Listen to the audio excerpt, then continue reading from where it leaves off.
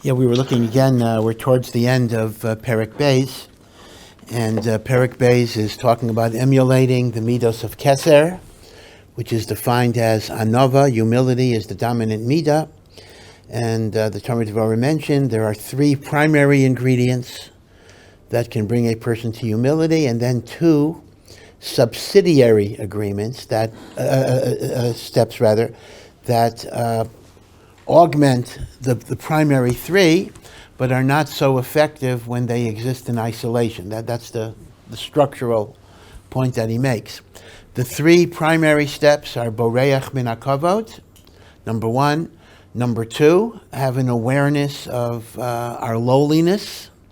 And number three, regard humiliation and being shamed as something that one should rejoice in and one should welcome, because they effect kapara of averos without diminishing your capacity for Torah and Tefillah, and therefore instead of being psychologically devastated by insults, one could actually take them in stride and recognize them as being positive.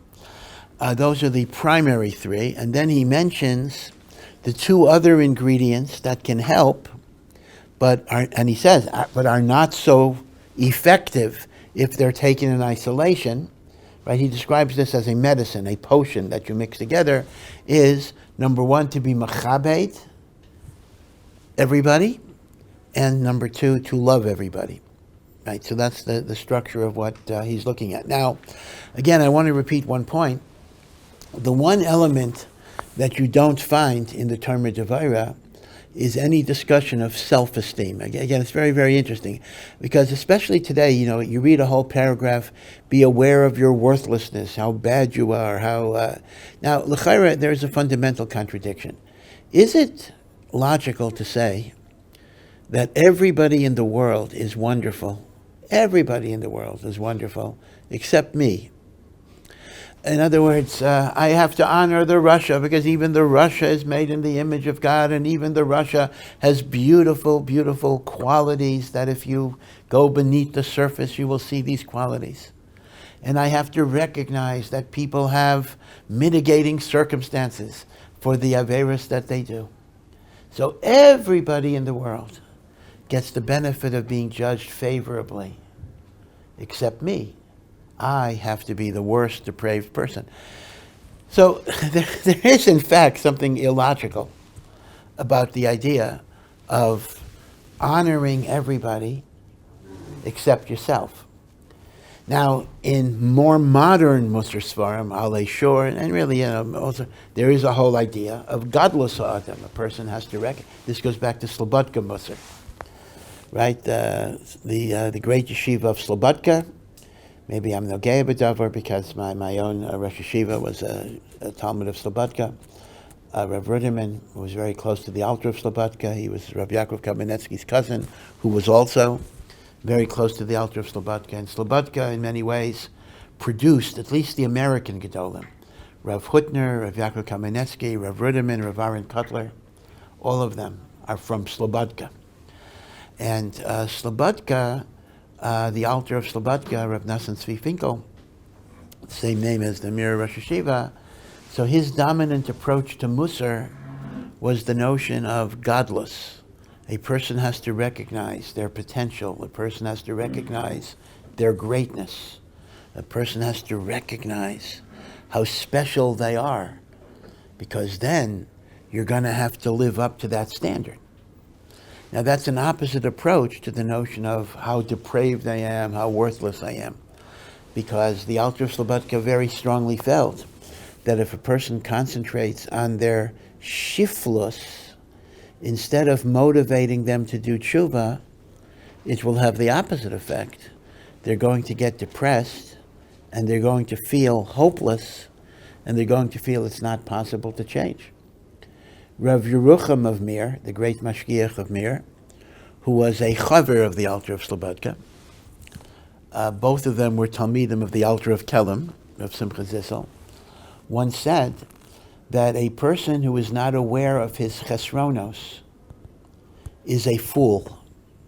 If I think I'm perfect, I'm just a foolish person. I'm crazy. That's stupid.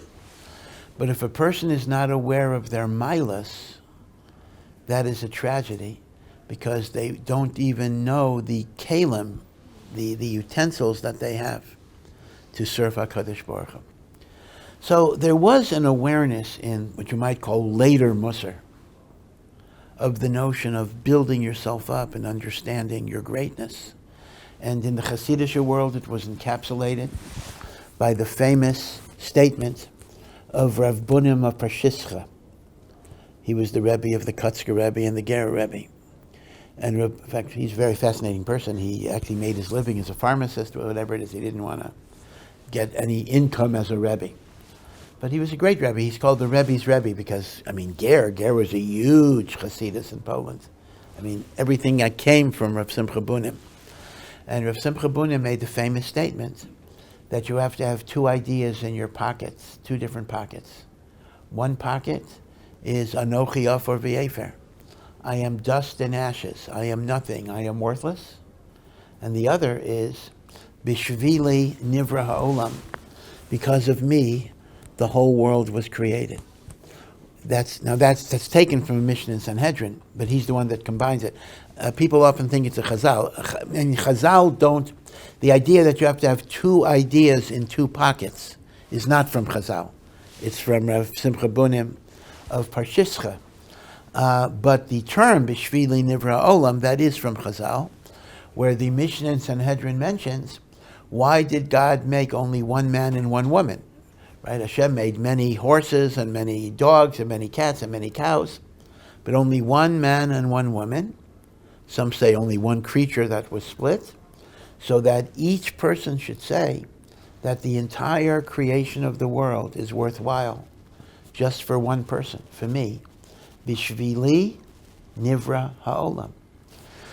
So, if I only had Bishvili Nivra Ha'olam, I would be arrogant.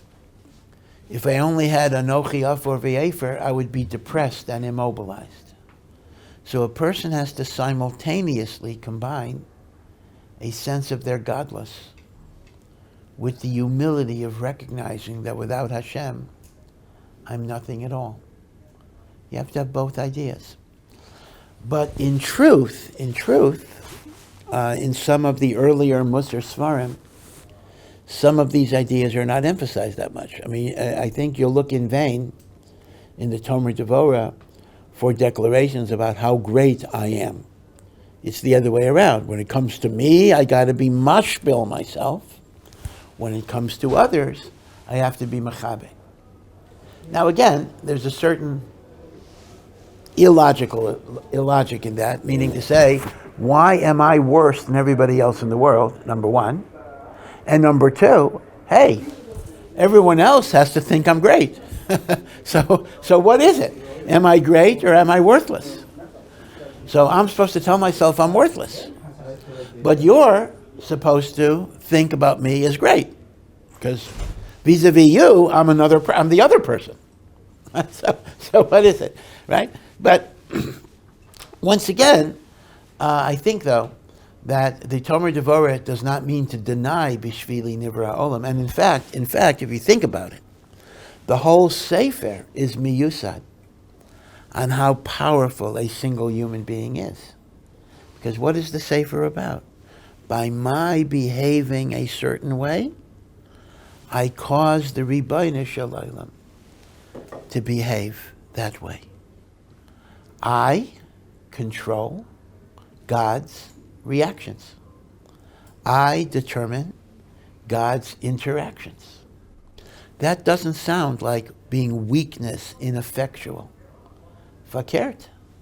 That actually, the whole Kabbalah is based on the power of a human being, certainly the power of a Jew, to change cosmic realities. So there are paradoxes here. The more I realize how lowly I am, the more powerful, in a sense, I become. Because I change HaKadosh Baruch Hu's relationship to the universe. But only when I realize I'm nothing. At the point that I realize how great I am, at that point I stop being great. In other words, because it's the anava that brings that bracha into the world.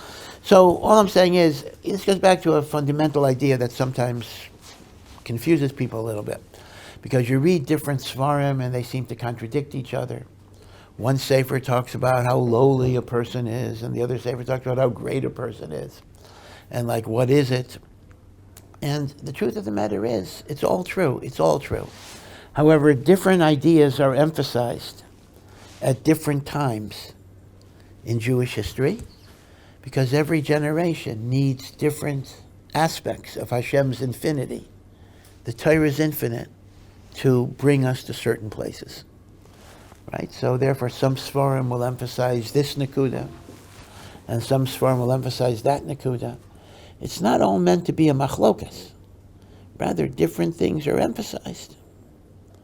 Because different neshamas need different things, and different generations need different things. The Gra says, in the Sefer Even Shleimas, I give a share to the base matters to it, that in every generation, there is a different midah of HaKadosh Baruch Hu that is dominant in the world. And that will determine the direction of the generation and what will inspire it. There's a different aspect of godliness that gets revealed in every generation. So all I'm saying is that in an indirect way, the Talmud Devorah is also a book about self-esteem, although he does not indulge in the vocabulary of self-congratulation. That's not the way the Ramak thought.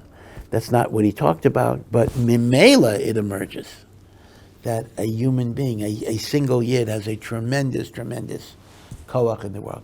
Now, if you recall, or maybe you recall, this idea that the whole Kabbalistic notion of what a mitzvah is really a tribute to the godless of an Adam. This is very, very clear in the Nefesh HaChaim.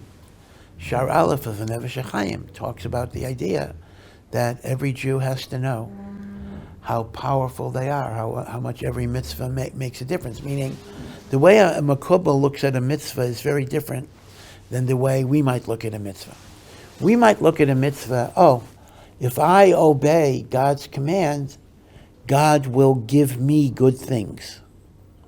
Now, maybe it'll be in this world, maybe not, but I will get olam haba if I do a mitzvah, and if I do an aveira, then something bad might happen to me, either in this world or Gehenna or the like. So we look at it in a transactional way. I do mitzvah, it's good for me. I do an aveira, it's bad for me. Whatever good and bad is, we don't have to address this world, that world, whatever it is. Kabbalah is a very different thing.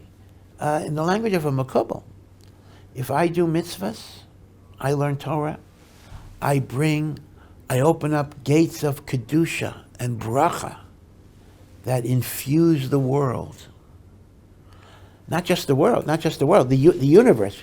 In other words, all of the olamais kind of get life. I do an aveira, it's like those pinball games or those computer games, where you kind of destroy like 10 trillion things. It's like, it's hard to imagine. I spoke a word of Lashon Hara, I just wiped out 10 trillion worlds. I do a mitzvah, I just rebuilt 10 trillion worlds. We don't realize the effect of our mitzvahs, the effect of our aveiros.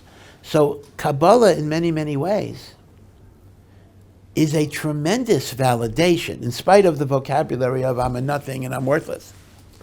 It's a tremendous validation of the kayach of a person to change the world. I mentioned now, people now, there's an interesting phenomenon happening with the war, and it's psychologically very complex. Let me tell you something that a woman called me up, and she had the problem she was struggling with. She had 2 sons. One son is a masmid. One son is learning in yeshiva all the time. Baruch Hashem, they're very proud of him. Another son was from Baruch Hashem, but a little, off the derech, so he joined the army. And for years, or for whatever it is, this other son was always considered to be the odd man out, meaning the hero of the family, was the masvid in yeshiva, and the other son is a good boy who's looking for his way, kind of, not. But now she feels kind of the opposite, because the son in the army is in Gaza, and he's not sleeping in a regular bed, and he's not eating regular food, and he's risking his life every day. And she now sees him as the heroic one, the one that's really Moser Nefesh.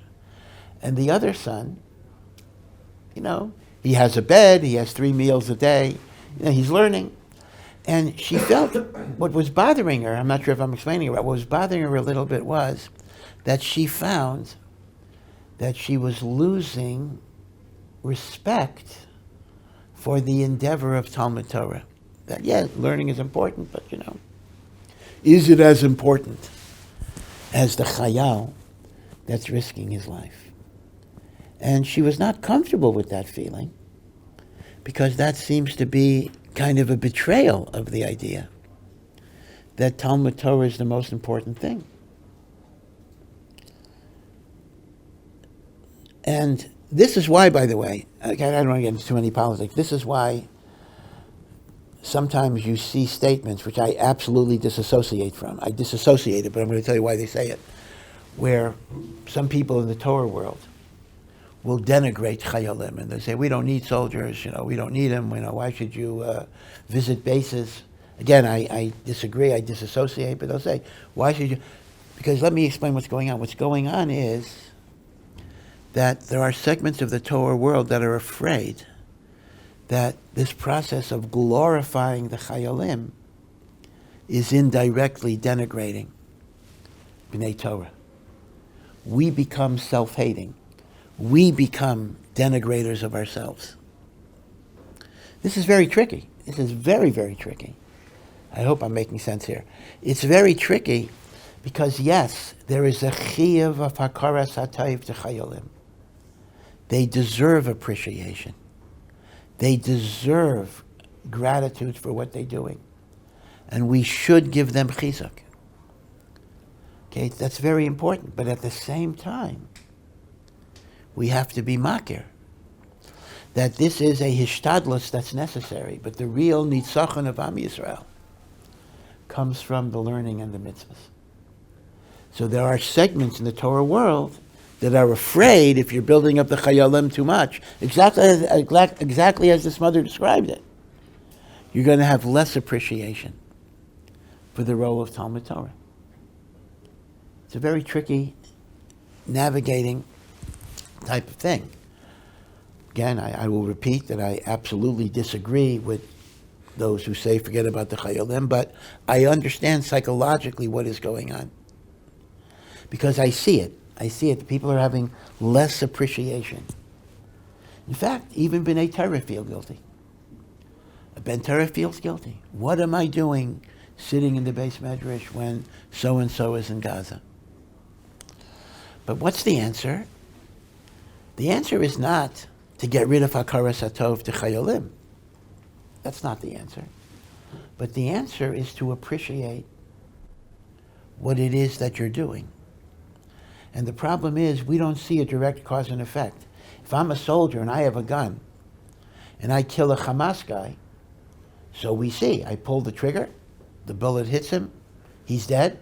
Baruch Hashem, I eliminated a source of evil in the world. When we sit and learn, we don't see what it is that our learning is doing. People say, well, what are you doing? What are we doing by our learning? So here's the thing. If learning would simply be, Baruch Hashem, I learn so I get schar, then maybe it is selfish, maybe it is egotistical. But if you understand, as the Mekubalim say, that my learning brings bracha into the world, then who knows what your learning is? Maybe the taisus you learned today saved the life of a soldier. Maybe that was the reason a hostage was released. Can I prove it? No, we can't prove it because we don't have that nevuah. We don't have that prophecy of cause and effect. But in our emunah, we believe that our Torah makes a difference. And without our Torah, there would be tsaros and Am Yisrael that are greater than the tsaros that we have. And with our Torah, that will bring eventually, we don't know when, a Yeshua and a Geula. So I'm bringing all this up just to indicate that in spite of the fact that the Tomer Devorah is not warm and fuzzy in terms of self-esteem and how good you are and how important you are. Yeah, I look at other people and I look at them that way. He's warm and fuzzy vis-a-vis other people. He's very kind of harsh and demanding vis-a-vis yourself. But it's implicit in the whole structure of the Sefer, of the Gadlus Ha'adam, the Chashivas of Adam, right? So would the Tomer Devorah regard the human being or the Jew as having tremendous greatness? Obviously, yes. Otherwise, the whole system does not make sense at that point. Okay, so that's just a little bit of a corrective. I did mention that there are many mashgichim who say today we should not overly focus on how depraved we are and how worthless we are, because in a weaker generation that's not so strong, that can also often discourage a person. In fact, I've mentioned Rav Reisman from New York, the Rosh Yeshivat Ohr Somayach, who Baruch Hashem comes here every summer and gives some shiurim to the guys. So he mentioned he was a Talmud of Rav Pam in Torah V'das, and he mentioned that as a Bachor, Rav Pam told him he should not learn Mesilas Yesharim because he took it so seriously and so conscientiously it made him depressed by looking at all of these madregas.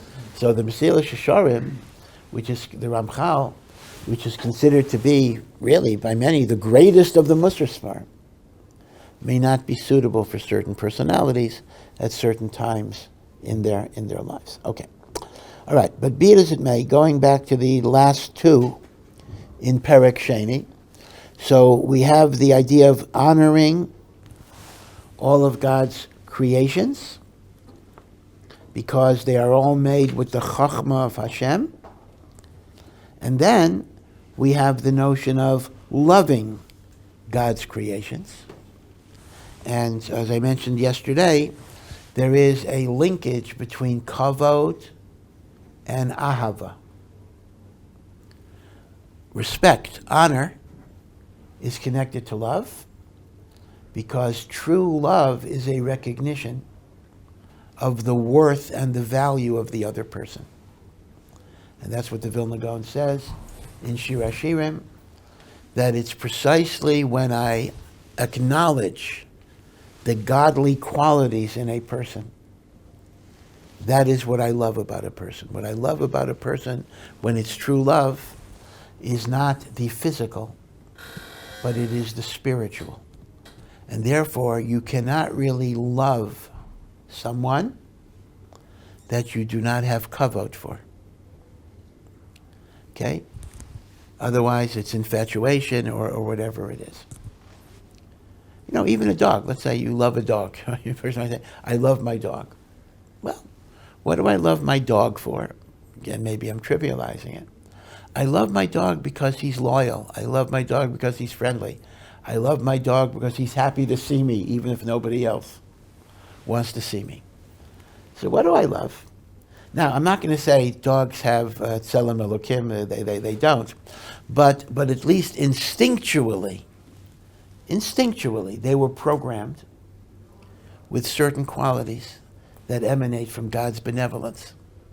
And therefore, what I love about the dog is that there's an imitation of divine qualities even in the dog, although it does not emanate from a divine soul.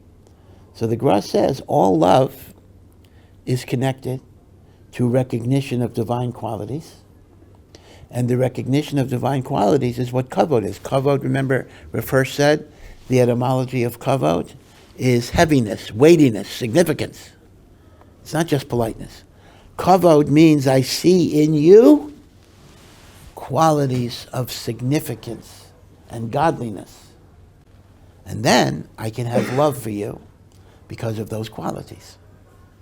A love that does not see the worthy qualities of another person cannot really be love. Maybe it's infatuation. Maybe it's sexual attraction. Maybe it's pity. Now, pity is a worthy quality, but pity is not love. Feeling sorry for somebody is not love. Love requires the sense of kavod, seeing the qualities that are within them, and that is why the Talmud Devorah mentions avas b'nei adam, following the notion of kavod for b'nei adam. Okay, so I guess the last question just on this is, the Talmud Devorah suggests that these last two elements only work when you combine them with the first three elements, but they're not so effective if they stand alone. Meaning to say, let's imagine I have not worked on being borech min hakavod, but I have worked on honoring people, and I've worked on loving people. Those are two beautiful things to do. But the Talmud Devorah suggests it'll be less effective in making me humble. Meaning it depends what your goal is. They're worthwhile in and of themselves. They're be'etzem worthwhile, but it's less effective to make me humble. Presumably because you'll just subsume yourself in the category, meaning I'm mechabed everybody, that'll be me too, right? In other words, it's not going to keep me humble because I'll just fold myself into the category of everybody else. So that's why I need the other three correctives, which will kind of remind me not to become a Baal Gaiva. But again, overall, I'm going to leave this with a little bit of a tzarachian, because I still think there is some problem with the idea that how many people in the world? 6 billion? More than 6 billion, right? It's 8 already. I remember a time when there were only 6 billion people in the world. Okay. That of the 8 billion people in the world, I am the only one that's worthless. Again, it's a little bit of a difficult thought experiment to keep in mind, but okay. But this is at least what the Talmud Devorah presents, and all of this is the midah of Keser. So, that's the end of Keser. Keser is the first two prakim. The remaining part of the Sefer tends to be a little shorter, although it actually is more Kabbalistic. It's interesting. The vocabulary gets more technically Kabbalistic as he then goes on. Now let me remind you once again of the Sfiros generally. Right? We say Hashem interacts with the universe through the medium of what are called the 10 Sfiros. Right? And as the Ramak writes, not here, but the Ramak writes in his masterwork, his magnum opus of Kabbalah, which is called the Pardes Rimonim. This was one of the classic books on Kabbalah. The Sfiros should not be regarded as separate entities, because that would be a contradiction to the unity of Hashem.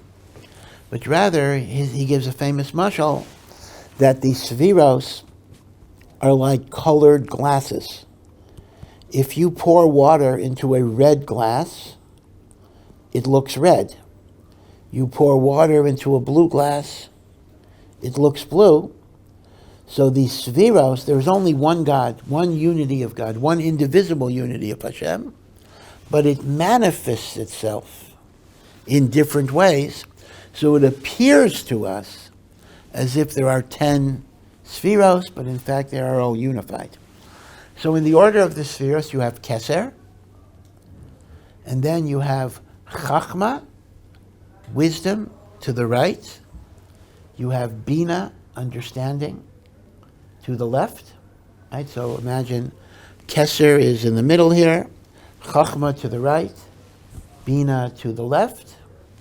Then from Chachma and Bina, we then have Chesed to the right. So although Chesed comes from Chachma and Bina, but Chesed is positioned to the right, Gevurah to the left, Then you have Tiferes in the middle. Right, so it's an upside down triangle. Chesed to the right, Gevurah to the left.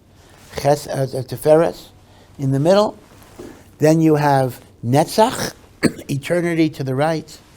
Hod, glory to the left. Yesod, foundation in the middle. And then under foundation is Malchus. Okay, so if you draw a straight line, you have, what do you have? You have Keser, Tiferes, Yesod, Malchus. That's the middle line. In the right line, you have what?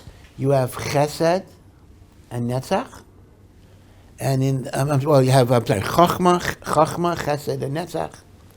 And in the left, you have Bina, Gevurah, and Hod. Okay, see, that's the linear way of representing these spheres. Again, obviously, we're not fully explaining this, but just in terms of one of the, there are different visual representations, but that's one of the visual representations, which is a right, center, left orientation. Now, this is also represented in the form of a human body, in which we talk about Keser is the head, as the Torah Devorah said. Chesed is the right. Keser, Chachma, Bina are all parts of the head. Chesed is the right arm. Gevurah is the left arm. And then we talk about the trunk and the legs, etc. Yesod is the aver, etc. Okay. Now, there are three correlations that you just need to be aware of in terms of the spheros. Number one, the Shem Havaya itself, Yud-Kei Vav-Kei, is a remez to the 10 spheros. You have a Yud. Now the Yud has a tip on top, a little tip. That's called the Kutzo Shel Yud, right? The thorn of the Yud. So the Kutzo Shel Yud represents Keser, which is so beyond us that we really can't perceive it in any way. The Yud itself is Chachma. The Hey is Bina. The Vav represents the lower 6 spheros, Chesed, Gevurah, Tiferes, Netzach, Hod, Yesod.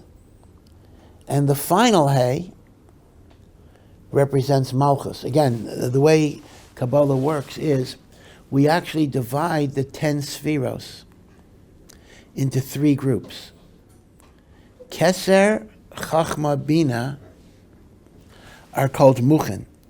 They are God's brains. They are God's internal states.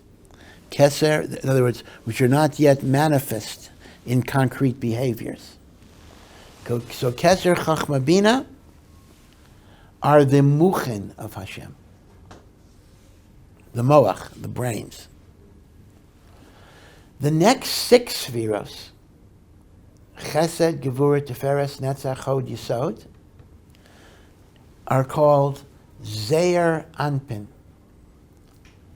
Zeir Anpin is Aramaic, and Zeir Anpin means the small face, which means it is kind of a microcosm of God's totality of His essence. The Keser is like everything.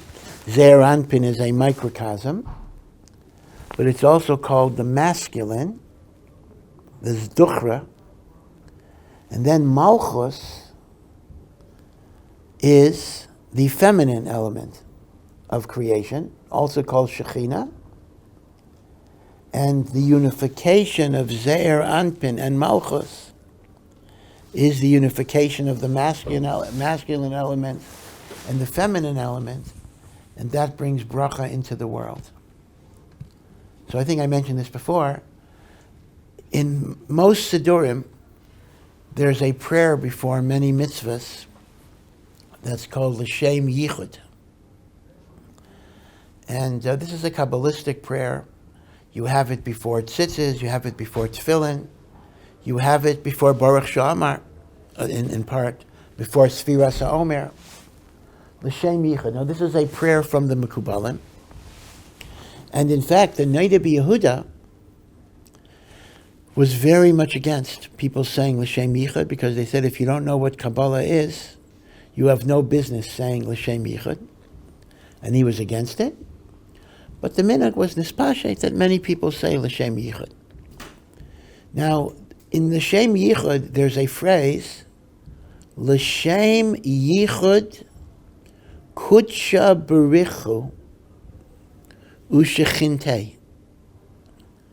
I am doing this mitzvah for the unification, Yichud, the unification of HaKadosh Baruch Hu